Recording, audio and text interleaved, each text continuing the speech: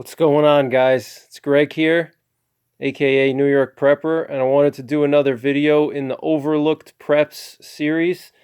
And this is the coronavirus edition because we are in the middle of a coronavirus lockdown, okay? At the time of filming this video, which would be April 22nd, 2020. And in this video, I want to go over another overlooked prep, obviously, and that's going to be clothing, okay? And what you see before you here is a sampling, a very small sampling of some of my clothing here, all right? So here we have some BDUs. This is ATAX BDU here. I got some olive drab.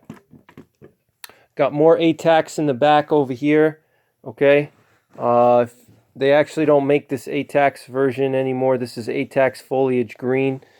I got some of those. I got a lot of olive drabs, okay? Tons of olive drabs.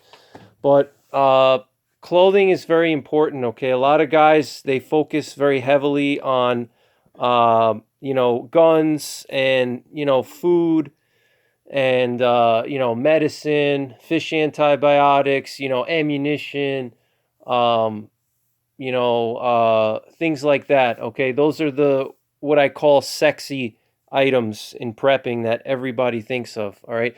And here's my Cabela's Outfitter camo, which I recently did a test on. I did a camo test on this. This is an awesome, this is, in my opinion, the best camouflage for the fall time, all right, in the eastern woodlands, in my opinion, all right? So a lot of guys, a lot of preppers, I noticed they focus heavily on guns and weaponry and ammunition. That's like the first thing that people go for when they start to prep for the first time. That's the first thing that people start to go for is guns, all right? And it's normal. I mean, when I first started prepping, that was the first thing that was on my mind. I wanted to get as many weapons as I could and, as much ammo as I could because I was afraid that would be in short supply and, that would be the most critical thing. But, as I get more mature in my prepping and, as I get older and more experienced as a prepper, I realized that weapons are just a small portion of prepping, okay? It's not just about AR-15s and Glocks and whatever weapons you are of your choice. That's a very, very small portion of prepping, okay? There's a lot of factors to consider when you're prepping, and weapons are very, very small, all right? A weapon is just a tool, okay? It's like a hammer, all right? You can always buy a new hammer. You can find a new hammer, all right? It's not the end of the world if you don't have a hammer, okay? Obviously, I'm not saying that a hammer is the same thing as a rifle because rifles are harder to find than hammers are, all right? But my point is that a rifle or a firearm, it's not the end all be all, okay? Just because you have a firearm and ammunition doesn't mean that you're prepped, okay? And going into the clothing here, I pulled out this clothing especially because this is what I would call tactical clothing. All right, these are all BDUs with the exception of the Cabela's clothing. That's a hunting style, clothing. All right, but I would consider it tactical as well because I could use that in tactical situations. But most of what you see here are BDUs, which are battle dress uniforms, or what a lot of people would call fatigues, military fatigues. Most of these are Tru-Spec. I really like the Tru-Spec brand. All right, and before I get into why clothing is important, I'm going to just do a little advertisement for Tru-Spec. And if you're listening out there, anybody from Tru-Spec, your clothing is awesome. All right, check out Tru-Spec, guys, if you want to find some good tactical or just general purpose clothing. One of the reasons why I like Tru-Spec is that the prices are really good, but the colors are awesome, all right, especially their olive drab, all right? I want to show you a comparison of the Tru-Spec olive drab next to the proper olive drab, and it's a huge difference. All right, the proper olive drab. Proper is another company that makes BDUs. All right, so now with the light off, this is more of a natural color. You can see the proper BDU in olive drab is so much lighter. All right, it's not really a natural color. This type of a light olive drab is not really found in nature that much. All right, it's still better than wearing, orange or white or something like that, or blue jeans. But look at the difference between the Tru-Spec. All right, look at how dark the Tru-Spec is. This is like a nice dark green. Okay, I love this color. All right, and a lot of companies today, when they make olive drab, all right, they make it this lighter olive drab color, which I don't like. Okay, I don't think this is a natural green color. All right, I think more darker greens, if you go into the woods and you spend time in the woods, you'll see that, darker greens. This is another Tru-Spec BDU that I have, and you could see the difference in colors. All right, so quick advertisement for Tru-Spec. They have very good prices. These BDUs are very affordable. So why do you want clothing, and why is it important to have clothing? Well, obviously, if you have tactical clothing, you need to have multiple pairs. Okay, if you're going to be patrolling your property or setting up overwatch positions on your property, your bug out location, or even your home, all right, or even if you're not patrolling, but even if you're just going to sit tight inside of your home, and you're going to want to secure your home, you're going to need pairs of clothing, especially tactical clothing. All right, you want clothing that's going to match your environment that you're operating in. All right, and so here, we're heading into the summer now, so I have mostly greenish type of clothing. All right, I have the ATAX in the back over here, and olive drabs, and the ATAX IX, which I'm going to do a camo test on soon. I'm going to do an effectiveness test on this IX camo. All right, and so look out for that. But if it's an SHTF situation, okay, everybody's concerned about things like bullets and batteries and band-aids, right? I'm just going to use that as like a general term, bullets, band-aids, and batteries, or bullets, band-aids, and beans, whatever you want to call it. Those are the things that everybody's going to go for, okay? Everybody's going to want to get. But a lot of people overlook clothing. Okay, what happens if you run out of clothes, guys? What happens if, you're 3 months or 6 months into total SHTF, or even like right now with this coronavirus, all right? It's not just food shortages and ammo shortages. There could be shortages on everything, all right? There could be shortages on hardware, on building materials, on clothing. Okay, there may be shortages on clothing, guys. If there's a grid down situation like an EMP or something like that, where pretty much everything is shut down, all right, there's nobody working, there's nobody building anything, there's no stores open, all right, I'm talking about total collapse of society, all right? I'm not talking about partial collapse or partial shutdown like we see now with the coronavirus lockdown, where it was intentionally shut down to deal with a public health situation. All right, I'm talking about, imagine if it was like everything is happening now, but everything was shut down, all right? Nothing was being made, nothing was being produced. All right, your favorite clothing manufacturers are shut down. I'm talking about total grid down, total collapse, all right? There may be a shortage of clothing, okay?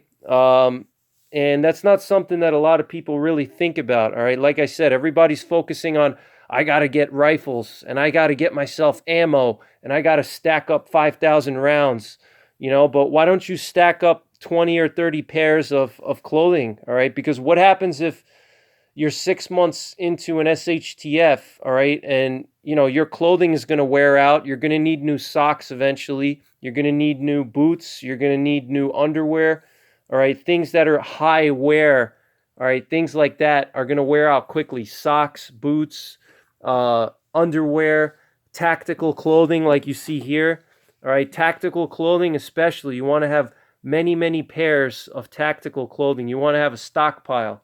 All right, because if you're actually going to be using your tactical clothing, what's going to happen is it's going to wear out. All right, because clothing wears out, especially if you use it hard. All right, I'm not talking about going to the range on the weekend and shooting off of a bench for a couple hours and wearing your BDUs or your favorite tactical 511 pants. I'm talking about a real SHTF situation where everything shuts down, total collapse of society. All right, you're gonna be putting your clothing through a lot. All right, your clothing is gonna wear out quicker. All right, you're gonna be, especially if you're gonna be defending your home, defending your property. All right, you're gonna be wearing these tactical clothing, these tactical clothes every single day. All right, especially like this. If it's summertime and I'm going to be patrolling my property, I'm probably going to be wearing this every single day. All right, if I'm doing an overwatch, all right, like a night watch, if I'm overwatching my property, or I'm doing foot patrols outside or neighborhood patrols with my neighbors, and we're patrolling our neighborhood. All right, these kinds of clothing are going to be worn a lot because it's SHTF, so they're going to wear out quickly. So you want to make sure you have multiple pairs of tactical clothing, all right, for different seasons. All right, this is not everything that I have. This is probably like 10% of all the clothes I have. I'm not going to be able to bring all my clothes out, but if you watch some of my videos, I've done videos on my winter gear. And I mean, just my winter gear alone, I have a lot of winter clothes. I have wool, I have hunting pants, hunting jackets, snow camo, all right, special boots for the winter, all right, because the winters can get rough over here.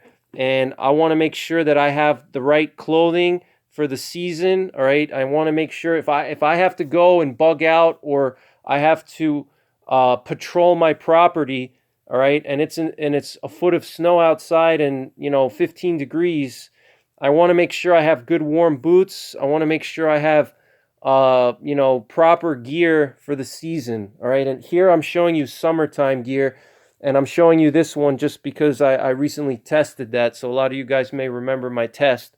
But you want to have the right clothing for the right season, and it's not just the colors or the camo patterns, it's also the material. All right, so what you see here is a sampling of different materials, and that's precisely why I brought these articles out. So like I said, you want to have obviously different clothing for different seasons. You also want to have different clothing for different tasks. All right, so here you have tactical clothes, all right, but you also want to have work clothes, all right? Now, like these BDUs, for example, are excellent for a combination of tactical and work, all right, because they're a nice earthy tone and they're comfortable. They're made of cotton, and they breathe well. So if you're doing some heavy labor work around your property, they breathe well. All right, if you're splitting wood, if you're cutting wood with a chainsaw, if you're doing some kind of manual labor outside, having a pair of these olive drab BDUs and stocking up on them is very good. They're ripstop. They're very durable. They're made for combat. Okay. So, buy yourself like 10 or 20 pairs of these and stock up. All right. So this way, God forbid if something happens, and these could double, this color pattern can double as a work pant or as a tactical pant or a tactical shirt, whatever. All right. Because of the color. All right. And, the camo here, that's more specialized, or the foliage green, the ATACs, these colors are for summertime patrolling and summertime overwatch and summertime tactical situations. All right. So you want to have pants for work. You want to have pants for tactics, for tactical situations. Like I said, patrolling, overwatch, bugging out, escape and evasion. You want to have the right type of clothing. You want to make sure it fits you well. You want to make sure it's the right color for the season, the right camo pattern. It's got to fit the terrain too. A lot of times, something like this ATAX, this is an excellent camo pattern, right? Or this Cabela's camo pattern is excellent, all right? But, if you live in a suburban area or even, or even like an urban area, you're not going to want to have one of these types of pants because you're going to stick out, all right? So in that situation, something like this olive drab would work extremely well because it darkens you up, and it's a nice dark color, and it's universal. You can wear it anywhere, and it doesn't strike out to the naked eye. But so you want to have the right clothing for different tasks. You want to stock up on that. Make sure you have enough clothes for work. Chores around the property, around your home. Make sure you have tactical clothing. You want to have multiple pairs, okay? I recommend, in my opinion, if you're serious about prepping, I recommend at least 10 pairs of tactical clothes for even just for the summertime, okay? Wintertime, you probably don't need as many tactical clothes because you're not going to be patrolling as much in the winter, especially if you live in a northern climate, all right, like I do. All right, you're not going to be, doing foot patrols every single day, if it's, 10 degrees outside, because you're not going to really have to worry as much about, marauders and burglars coming through, especially if you're in a rural area and there's 2 feet of snow on the ground. Most marauders and most bad guys are not going to, trek through 2 feet of snow and single digit conditions just to break into someone's house. They're going to look for easier targets. But in my opinion, you should have at least 10 or 20 pairs of tactical clothes, in my opinion, all right? They're not that expensive. If you shop around like these Tru-Specs, only $30, guys. All right. If I bought 10 pairs of these, that's only $300. That's not that much. All right. These Tru-Specs, this is a Nyko, 50/50 Nyko material, which is military grade. These were only $50, guys. I got them on sale. They're normally $75. I could easily buy multiple pairs of that, and it's not going to break the bank. All right. So I personally like BDUs for summertime, late spring, and early fall. All right. When it comes to fall and winter, I go into hunting style clothing because I feel that hunting style clothing is much better designed for colder conditions like these Cabela's. This is an Alaskan Guide series jacket, and it has Gore-Tex on it, and it has windproofing, but also materials. All right, so I mentioned having different clothing for chores and for tactical situations, right? Like I said, you want to have multiple pairs because, guys, you're not going to be able to get, BDUs after SHTF. You're going to have whatever you have, and that's it, all right? You're not going to be able to go to your local Army Navy store and buy, woodland camo, or, go online to, 511 and order some pants. It's not going to happen, all right? So stock up on clothing, all right, tactical clothing.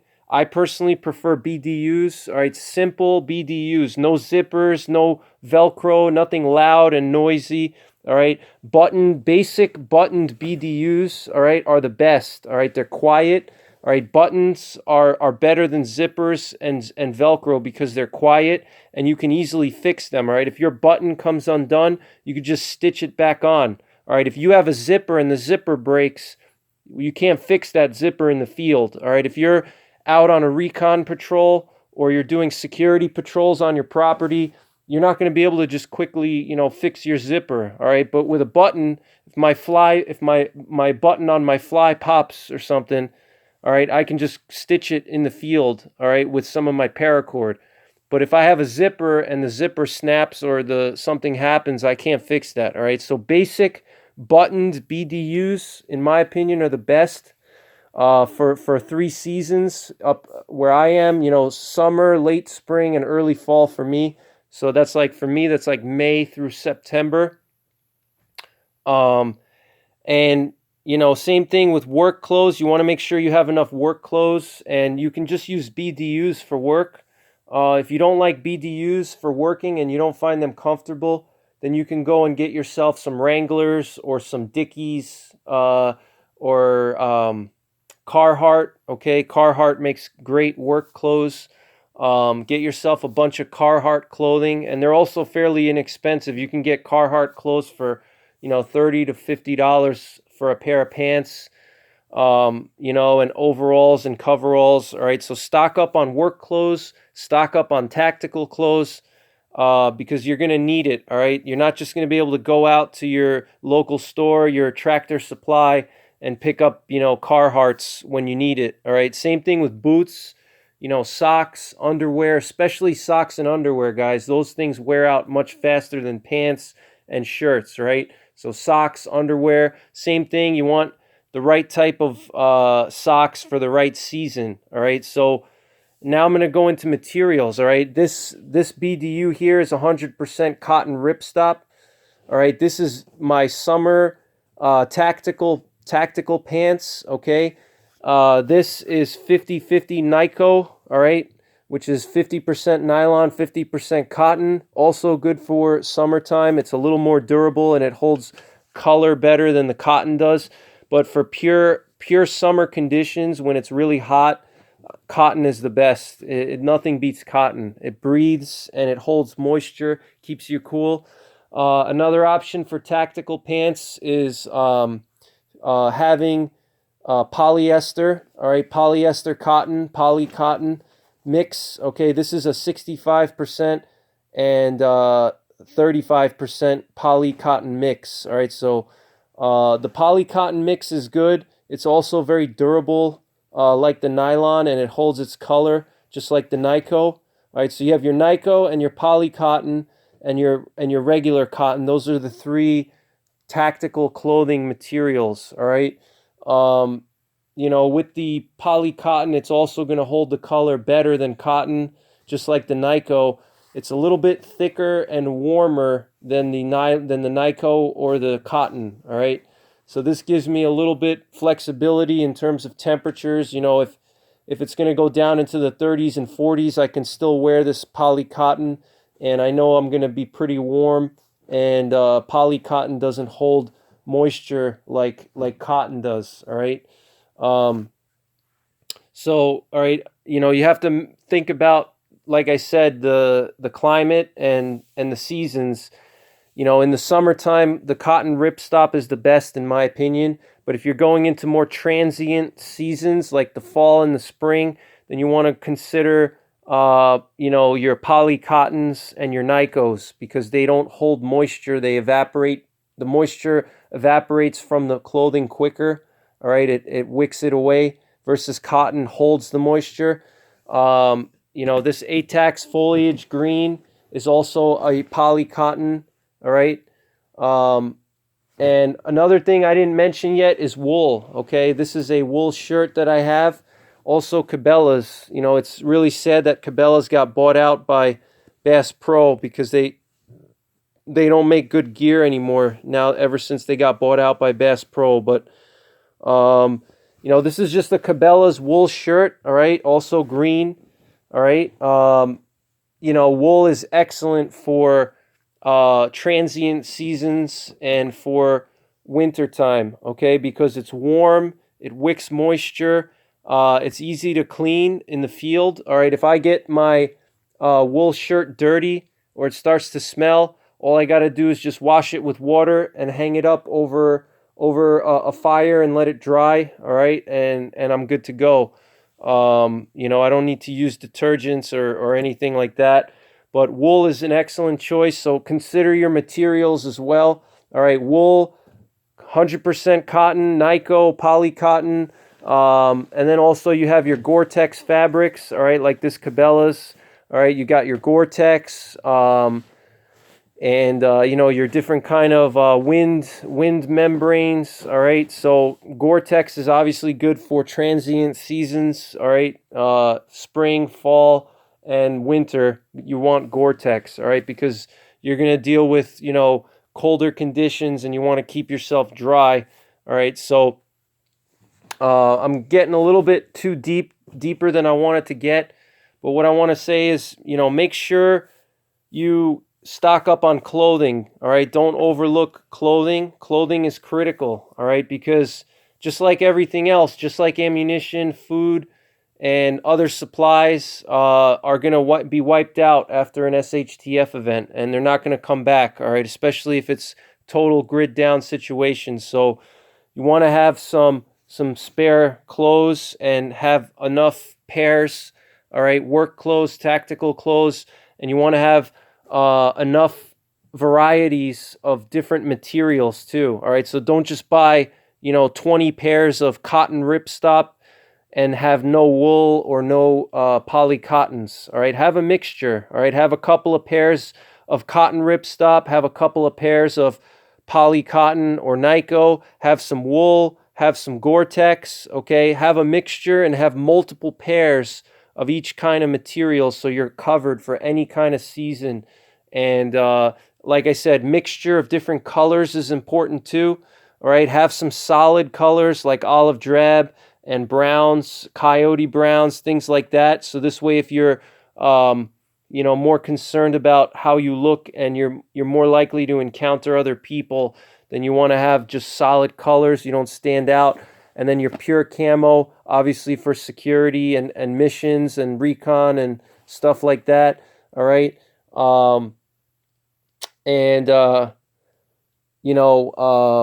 So, and then obviously socks, underwear, with the socks, you should have like two varieties of socks. For colder conditions, you want to have wool. And then for the summertime, I usually like to wear like a Under Armour polyester type of sock. Under Armour makes a lot of good tactical socks that are very, very thin and they are very cool. All right. So because if you're wearing boots in the summer, your feet are going to sweat and get hot. All right. So in the summertime, I have Under Armour or some type of summer weight sock that wicks moisture. And then in the winter, I have wool, and I have different thicknesses of wool socks. So I have like heavyweight wool socks for extreme cold, and then I have like a lighter weight wool for maybe the fall or the spring, where it's not super cold, but I still want to have, some insulation on my feet, but I don't want too much insulation where they're going to sweat. All right. So there's a lot to consider with clothing. It's its own animal in and of itself. If you're new to prepping, it's a lot to learn, but I've been prepping and hunting and being an outdoorsman for most of my adult life, actually all of my adult life, even since I was a teenager. So I've kind of got it down, and I know what works for me, and I know what sizes work for me. But there's a little bit of trial and error if you're new to this, all right, figuring out the different sizing from different manufacturers and, doing your research. There's a lot of research that goes into buying clothes. You would think that it's so simple that I'm just going to go to 511.com and just buy the first pair of pants I see and I'm good. But there's a lot of, different companies stitch things differently. They have different shades of color, like I compared the proper olive drab to the Tru-Spec. They have different colorings, different sizing, they fit differently. So there's a lot of trial and error involved. And my advice to you guys is get started now, all right? Because we may have another wave with this coronavirus where it's going to come back. And if it comes back and it's really bad, they may totally lock us down much worse than they did now. And that's when we can see, civil unrest and you may have to do security patrols and things like that because you may see craziness unfolding around you. All right. But so, get yourself clothing, stockpile, at least 10 pairs, in my opinion, at least 10 pairs. That's just a rule of thumb. All right. And socks, underwear, and I think there was something else I wanted to mention. I'm trying to remember. So I think that's pretty much it. All right. All right. So just remember that, guys. All right. Just remember that clothing. It's not going to be available like it is now after SHTF. All right. So get all the clothes you can, stockpile them. The good thing about clothing is it has an unlimited shelf life. Storage are very important. All right, so with wool, you want to make sure you store your clothes properly. A lot of people don't know, but natural fibers like wool or fur, all right, are susceptible to moths. All right, moths will eat the wool, and if you spent like this shirt here, I think I paid like $80 for this shirt. All right, and the last thing I want to see is I go into my closet after putting my shirt away for the season, and then the next season starts and I see there's holes inside of my shirt. All right, you don't want that. All right, so the best way to protect your natural fibers is to use, I don't like to use mothballs because they're toxic. And I actually got, one time I put mothballs in my closet and the fumes came out into my room, and I woke up and I couldn't see for like 2 hours. I had like blurry vision because of the chemicals, saturated the air, and it caused some kind of a reaction in my eyes. So I don't recommend mothballs because they're very, very toxic, unless you're like infested or something.